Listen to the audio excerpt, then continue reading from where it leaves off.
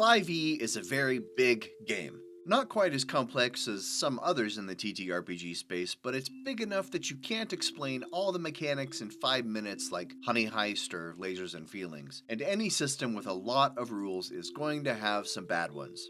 So let's chat about 7 rules that don't make sense in 5th edition Dungeons & Dragons, but I'll also offer some suggestions on how to fix things. I made a social media poll where I asked people to list their takes, and a lot of people took it as an excuse to complain about rules they just don't like. Opportunity attacks came up a lot, like a lot. And I get that it discourages movement and makes everyone want to run up to the bad guys and swing with their feet firmly planted. But I do think there's some logic to that particular rule. If you and I are facing each other, weapons readied, then I turn my attention elsewhere, it makes sense that you'd get in a free swipe at me as I try to walk away. And at low levels when you have 15 hit points, yeah, the risk of a longsword slash isn't worth it. It is often worth it at higher levels. Anyway, we're not here to talk about rules that are just annoying, we're talking about rules that don't make sense. So without further ado, because we've adoed too much already, here we go. First, why are there 2 elements in the game called inspiration? There's bardic inspiration, and then there's the inspiration you can receive to gain advantage on a roll.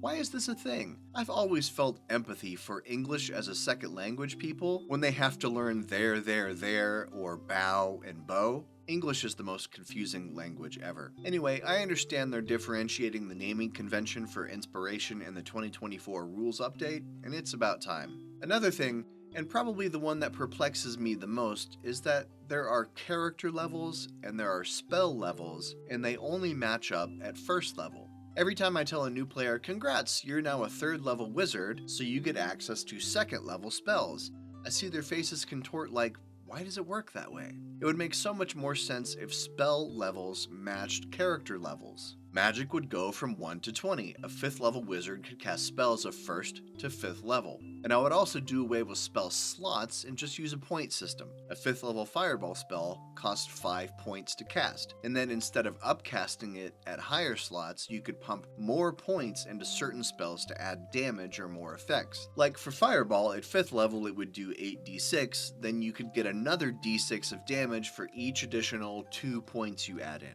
Think how much easier it would be to manage spellcasting when instead of looking at your character sheet and thinking, okay, I have 2 1st level slots, 1 2nd level, 2 3rd, 1 4th, 1 5th, you could simply have 19 spell points to use however you wish. Then they would operate more like the Monk's Key or Discipline or Spirit Points or whatever they're called now. Yes, I realize changing from 9 levels of spells to 20 levels and changing slots to points is a major new methodology of the magic system, and it would require a whole new edition of D&D to make it work. And I'm sure there's all kinds of factors I'm not considering, but I'm confident you'll all let me know what those are in the comments below the video.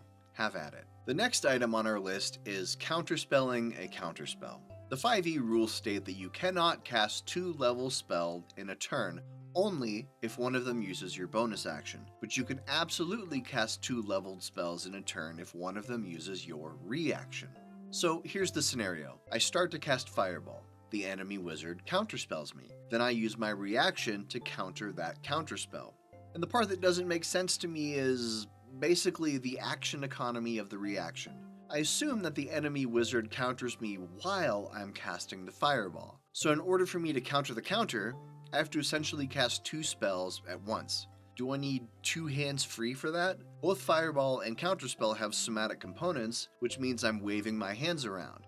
Am I doing both with the same hand movements? Now don't get me wrong, I love counterspelling a counterspell because the most annoying thing as a caster in D&D is when I burn a high-level spell slot and the intended effect just doesn't happen. So I don't really have a good solution here for how to change this, or if it even really needs changing, just something I find confusing. And real quick, since I have you, how about a like and subscribe? All it takes is a couple clicks and it would help out a lot. 4th on our list is rules for using a shield.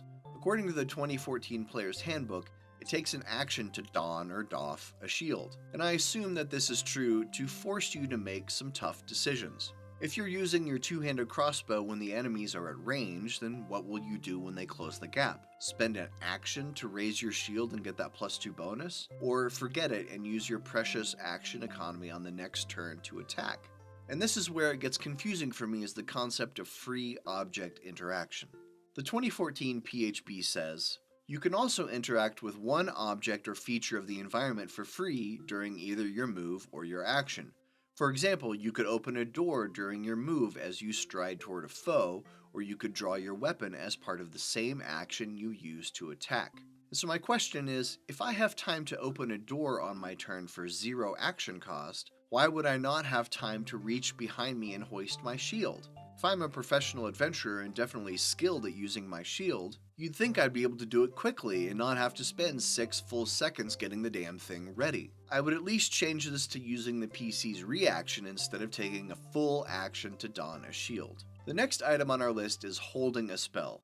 One of the commenters on my post said holding an action in general is confusing, and it got me thinking about when you hold a spell. And the part that doesn't make sense to me here is, at what point is the spell cast? I get that it probably works this way of some sort of parity with martials. If I'm a fighter, holding my attack until the baddie gets in range, and if the baddie never comes in range, that attack is just wasted for the round. But it's definitely a bigger cost for the spellcaster to lose not only their action and reaction, but also the spell slot. The confusing part for me is that if I start casting a spell and the trigger never activates for me to finish the casting, at what point does it eat up that spell slot? I think maybe the solution here is to give the caster a chance to roll to see if they can stop casting the spell in time before the slot is wasted. Sixth on our list is initiative. Now, this one doesn't bother me so much because this feels like just part of the randomness of the game. It's random who goes first, but higher dexterity characters have a better natural chance.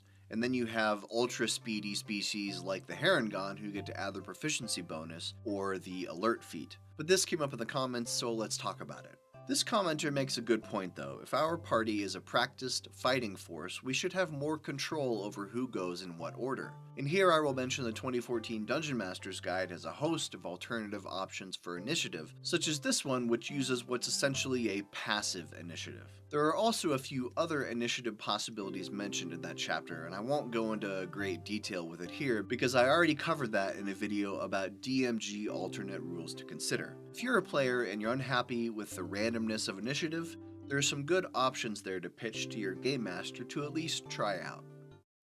Hold for garbage truck.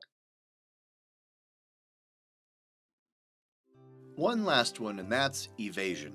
I do think this is a cool feature that the rogue and monk get, that if you succeed a dex saving throw, you take no damage instead of half. Very useful, for example, when facing the breath weapon from a dragon, but it doesn't make a lot of functional sense. That draconic beast unleashes a massive cone of some elemental energy and it just misses me, or I duck underneath it. What about the earthquake spell? Is my rogue jumping up in the air for those 6 seconds it's shaking the very ground below? I'm being pedantic and nitpicky here because when your PC has the evasion feature, you can make up your own headcanon for how you're actually avoiding the damage. But it's just something that tickles my brain, and to use a relevant pop culture reference, it's a thing that Arsenio Hall would say makes you go, Kids, Arsenio Hall was a talk show host back in the 1990s, yes, during the last century. Anywho, we've reached the end of my list, and now I can't wait for you to unleash in the comments below with your own 5e rules and regs that don't make any sense to you. Hit me up, but please don't complain about my list because it's perfect and infallible, and I won't hear a word of it. Just kidding. And I'll ask you one more time, how about a like and subscribe? Pretty please? Until next time, this is GM Jim. Now go out there and make it make sense.